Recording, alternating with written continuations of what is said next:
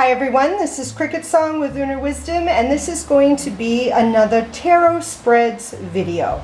Today we're going to do the spread, The Undertaking.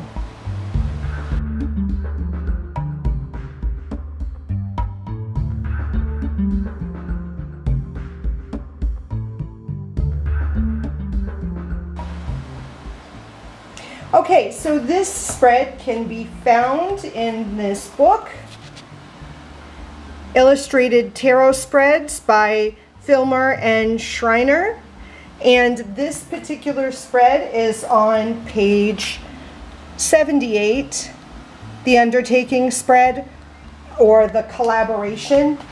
So what this spread is going to sort of help us with is looking at a situation where I'm going to be collaborating with someone else, whether this is, work or some kind of project. You do this spread and it helps you to sort of gain some insight into this collaboration that you're going to be doing. So there are 8 cards. This is card number 1. This is going to be, what is the project like? Card number 2, does the project make sense? Card number 3 is up here. This is, what is my mistake? Card number 4, what kind of mistake is the other making?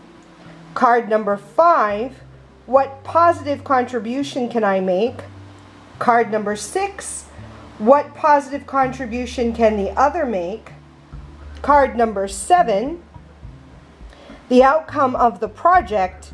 And card number 8, are there 2 partners capable of doing something that will prevent a negative outcome for the project? And there's a note that this card will be drawn after all the other cards. So ideally you wouldn't draw that card until you were done reading everything else, and then you draw that card. Okay, but I put it down so that we could see where it would go. We're going to just pretend like this card is not here. So we're going to remove that for now, okay? So the first card, actually let me flip over all the cards first. So it goes 1, 2, 3, 4, 5, 6, and 7. So let's see what this how I would read this. Okay, so what is the project like? And that's the 8 of Wands. I'm using the Rider-Waite deck.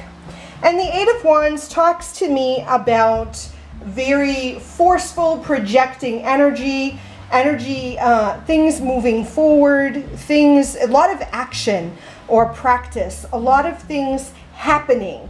So I would say that this project is very energetic. It's going to involve doing something. It's not just involving thinking, but actually a lot of action, getting things together, moving things, doing things, actual effort, work. And I feel like when I look at this is telling me it's not just brain work, it's actual, physical movement, physical doing things, gathering things, or making things, that kind of thing. The second card is, does the project make sense? I see the star here, and this star tells me yes, not only does this make sense, it's a major arcana card, which tells me it's going to make a great impact, and it's the star, so this tells me that it's a dream, it's a desire, it's something I wished for, it's something I may have cast a spell for. This is in line with what I really want to be doing. So yes, it makes sense. So this is good. So then the third card, what is my mistake? The 2 of Pentacles talks to me about balancing. And because we see this in a reverse, it tells me that my mistake is that I have a lack of balance right now. Maybe I'm super focused on this project, so I'm neglecting something else in my life. Maybe we might even be talking about finances. There's not a balance in my finances right now. Maybe I'm spending too much money on this project. I'm putting too much money into this project, and I'm not spending money on my bills and other responsibilities. So I would want to look at that because there's definitely a lack of balance here. So that's the Two of Pentacles. Sorry about that glare. Number 4, this talks to me about what kind of mistake is the other making. So this other is the other person I'm collaborating with. What's the mistake that they're making in regards to this project? And the Four of Wands in a reverse order tells me that the mistake they're making is they're not, I guess, giving credit where credit is due. So they may be, in this project, they may be taking credit for things that I've done. Maybe they're not taking credit for the things that they've done. Maybe they are putting too much on me or not putting enough credit on me. Do you know what I'm saying? There is this lack of recognizing what has been accomplished in the project, what work has already been done. Maybe they are focused on the things that haven't been done yet instead of looking at what has already been done. So they're really focusing on, I feel like they would be not really focused on what's going on right now and dwelling on the negative. They're not helping manifest more things because maybe they're caught up in the mistakes or they're caught up in the challenges. The next card is card number 5, which is the Empress upright. What positive contribution can I make? The Empress talks to me about nurturing. So I feel like because this person I'm working with may be focused on the negative, not looking at what's been done, a positive influence that I could make would be nurturing this person, helping this person see what we've already gotten done, sort of help this person shift their perspective. I could be more nurturing to myself as well, because if I'm not balanced, I need to nurture myself and nurture the other person while we manifest this project together. So that's what I feel like would be my contribution. Number 6, what positive contribution can the other person make? And this is talking about being charitable. This is talking about giving and taking. So I feel like maybe this person could be a little more charitable with themselves, maybe take some time for themselves.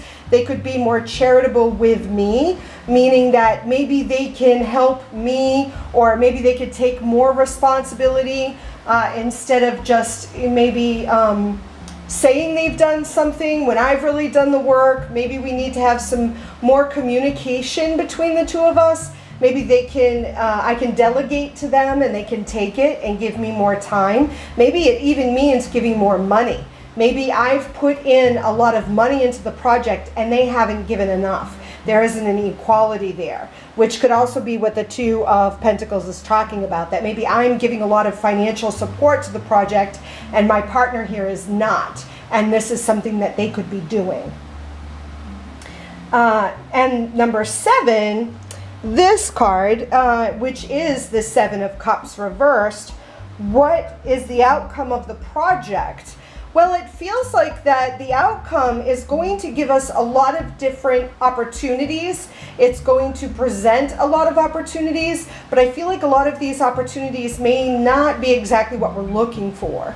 So maybe the focus of our project needs to be more specified. Maybe whatever, I feel like whatever it is we're doing is going to manifest opportunities, but not necessarily the opportunities we want. And maybe opportunities with really not the outcome that we're looking for. So I really feel like that my partner here and I in this collaboration really need to sit down and have a conversation about maybe delegation of responsibilities, financial responsibilities, looking at a budget for this project. What have I given? What have they given? If we're not even talking about money spent, then time spent. How much time have I spent on this? How much time have they spent on this? How much energy? And really looking at what their focus is and what my focus is, because I feel like there's a lack of focus here, that the two of us are not quite on the same page. So then this last card, this card would be drawn after all others, and it would be, are the two partners capable of doing something that will prevent a negative outcome for the project. Here we have the Wheel of Fortune reversed. And I feel like this is sort of talking about wait and see. I feel like not all the information is known. I feel like this is going to require faith on my part and faith on my partner's part, that we have to allow the universe and the gods and the energies to sort of work on this project with us. We sort of need to sort of go with the flow and let things manifest. We can't push things through.